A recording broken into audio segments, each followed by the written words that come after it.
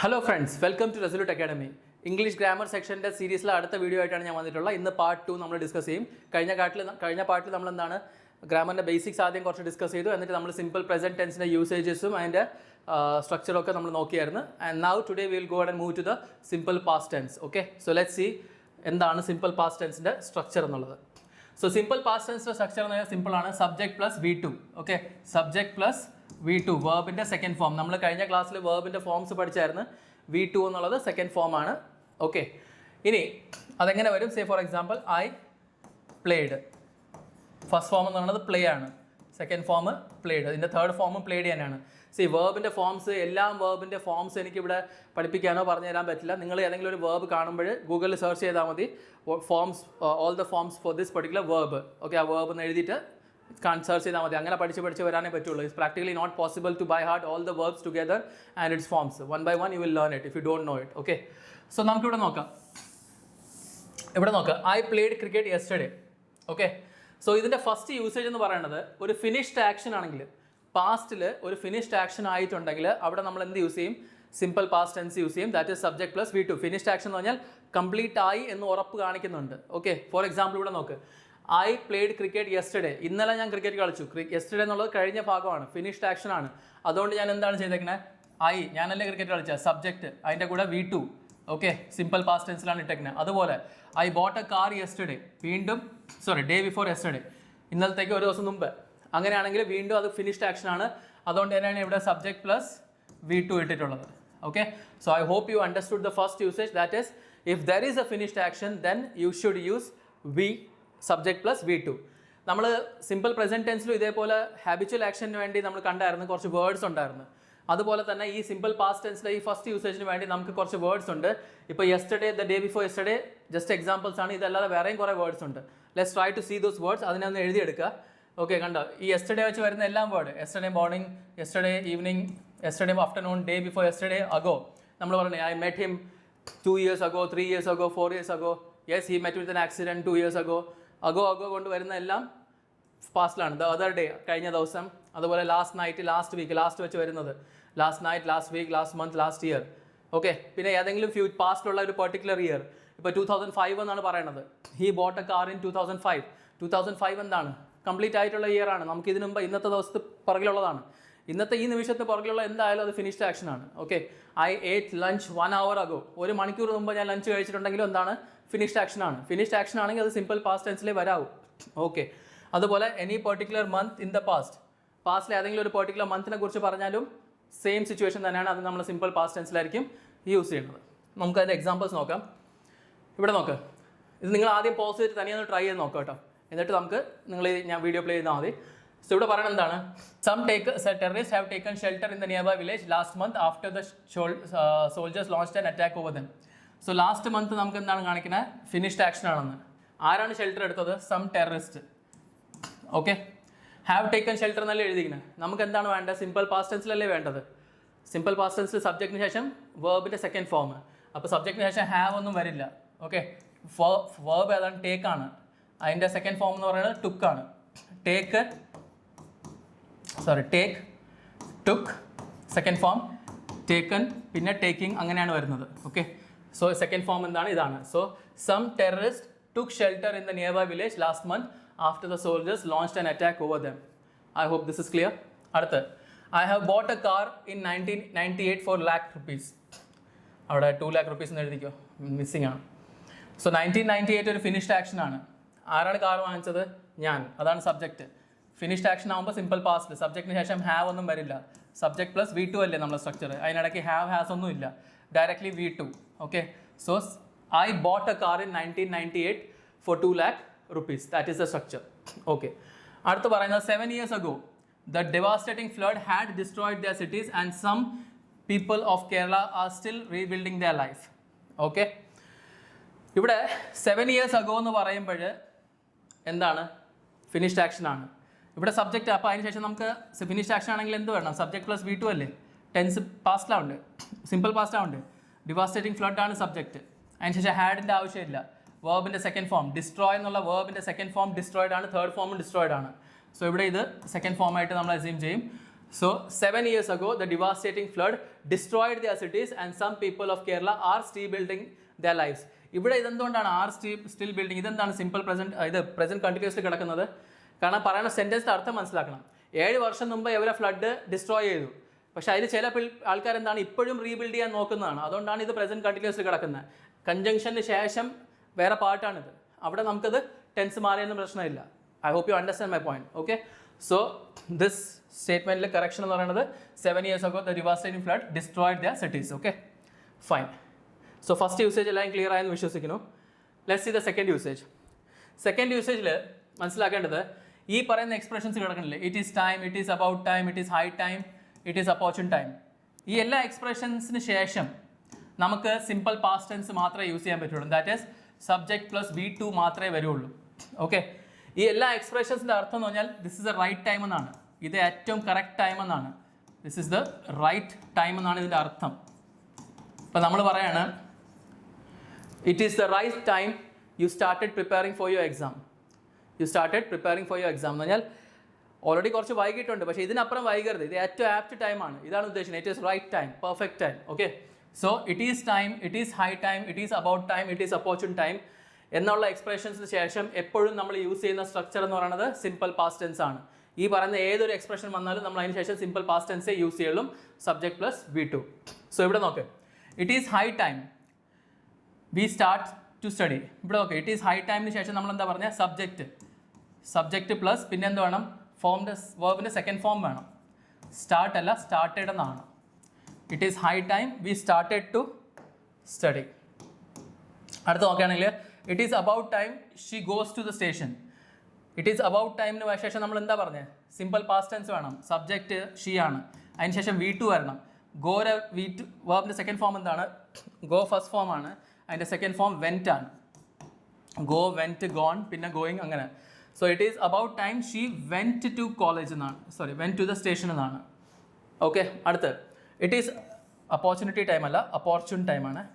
It is opportune time we should start preparing for the competition.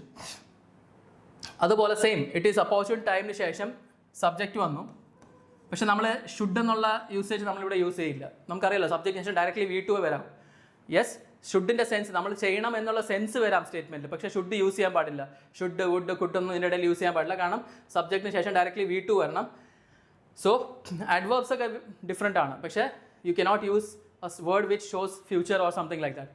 So സബ്ജക്റ്റിന് ശേഷം V2 വരണം. She started preparing for the competition. Started അതിൻ്റെ first form സ്റ്റാർട്ടാണ്, second form started ആണ്, third ഫോമും started ആണ്.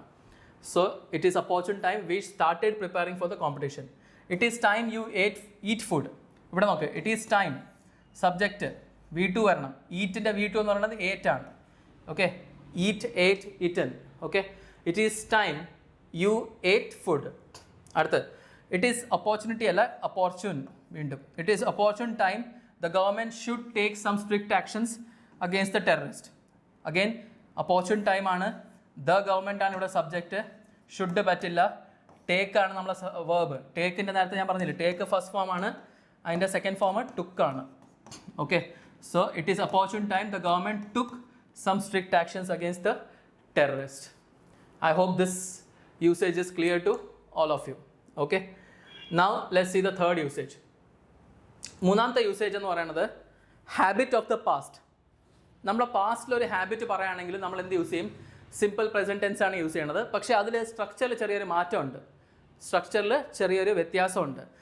Generally നമ്മൾ പഠിച്ച സ്ട്രക്ചറിൽ സബ്ജക്റ്റിന് ശേഷം എന്താണ് വരണത്, വേർബിൻ്റെ second form.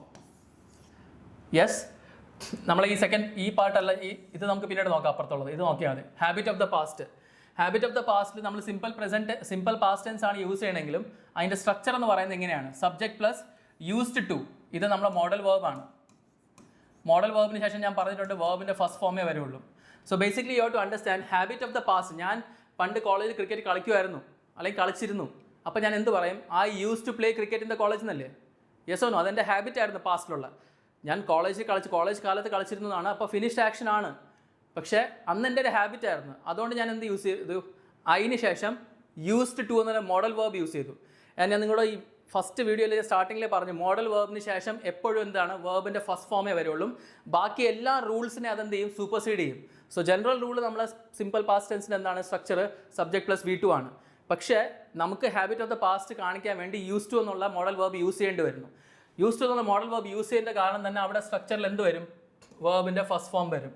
Okay, so habit of the past കാണിക്കണമെങ്കിൽ ഞാൻ എന്ത് യൂസ് ചെയ്യും, subject plus use to plus വേർബിൻ്റെ first form play cricket during my college days. അതേപോലെ subject plus use to drink during my learning phase. I use to drive. കണ്ടോ, ഇവിടെ എല്ലായിടത്തും ഇത് വേർബിൻ്റെ ഫസ്റ്റ് ഫോംസ് ആണ്.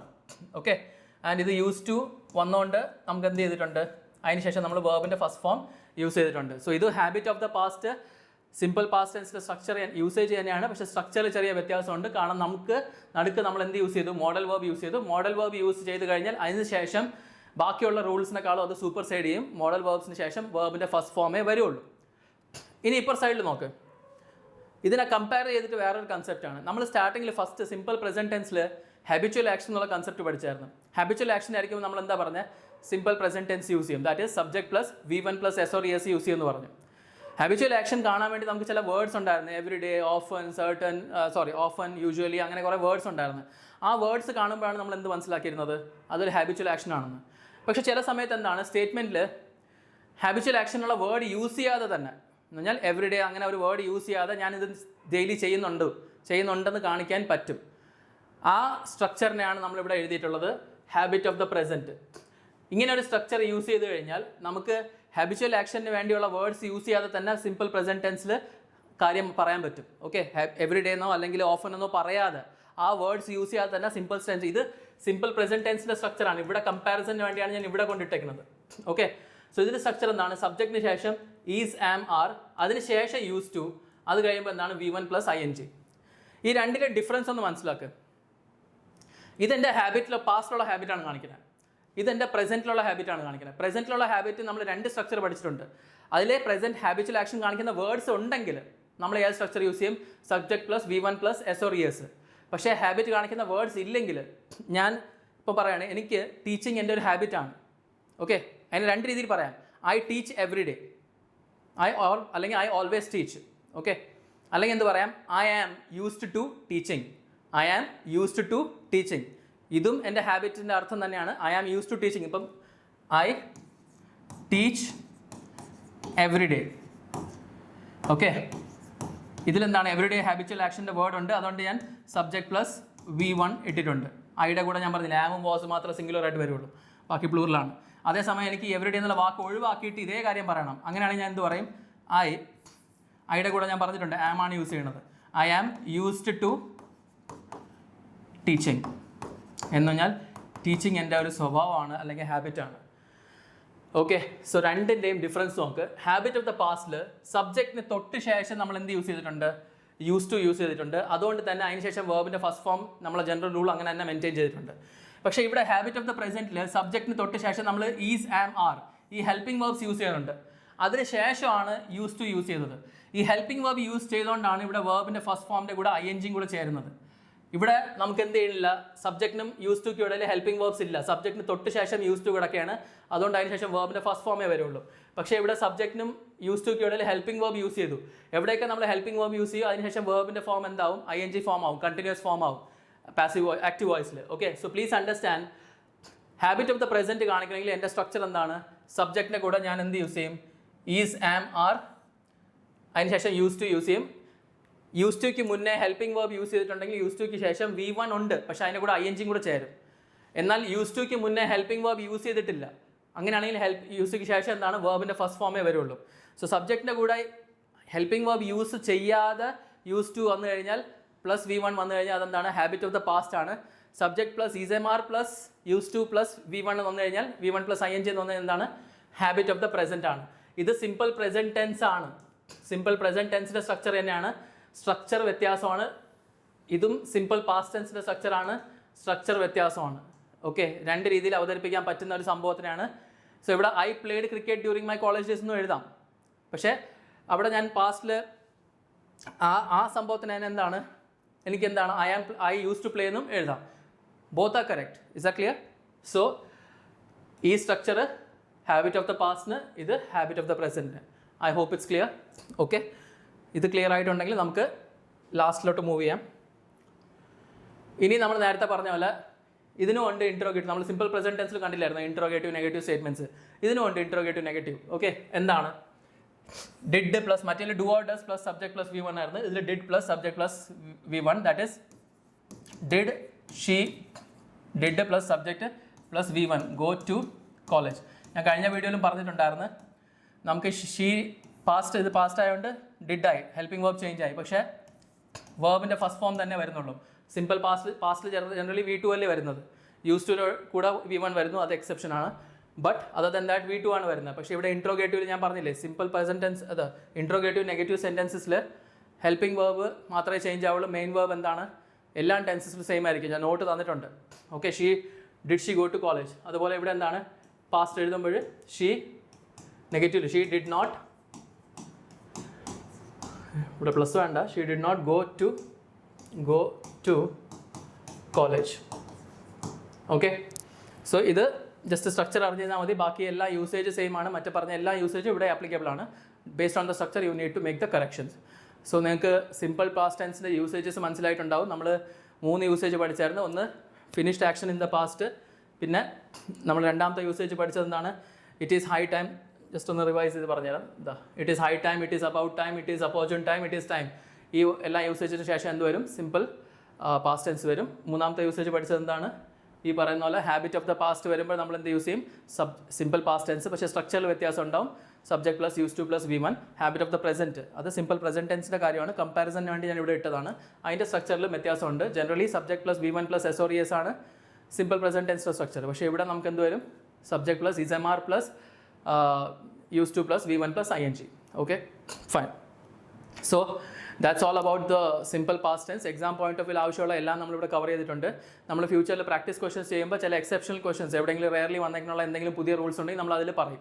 ഓക്കെ, 95% ഓഫ് ദ റൂൾസ് നമ്മളിവിടെ class തന്നെ കവർ ചെയ്ത് പോകും. ഒരു 5% റൂൾസ് അത്രയ്ക്ക് ഇമ്പോർട്ടൻ്റ് അല്ലാത്തത്, എപ്പോഴെങ്കിലും 10 വർഷത്തിൽ ഒരിക്കൽ ചോദിച്ചിട്ടുള്ളത്, അത് നമ്മൾ പ്രാക്ടീസ് ക്വസ്റ്റൻസ് കാണുമ്പോൾ ആ സെൻറ്റൻസിൽ ഞാൻ അവിടെ അതിൻ്റെ റൂൾ പറഞ്ഞത് എക്സ്പ്ലെയിൻ ചെയ്ത് തരും. Okay, so thank you all of you for watching the video. Please make sure maximum ആൾക്കാർക്ക് ഷെയർ ചെയ്യുക, സബ്സ്ക്രൈബ് ചെയ്യുക, ലൈക്ക് ചെയ്യാൻ മറക്കണ്ട. ആൻഡ് കമൻറ്റ് സെക്ഷനിൽ വീഡിയോ ഇഷ്ടപ്പെടുന്നുണ്ടോ ഇല്ലെന്ന് പറയുക. അടുത്ത വീഡിയോയിൽ ഞാൻ അടുത്ത പാർട്ടുമായിട്ട് വരും. Thank you, by.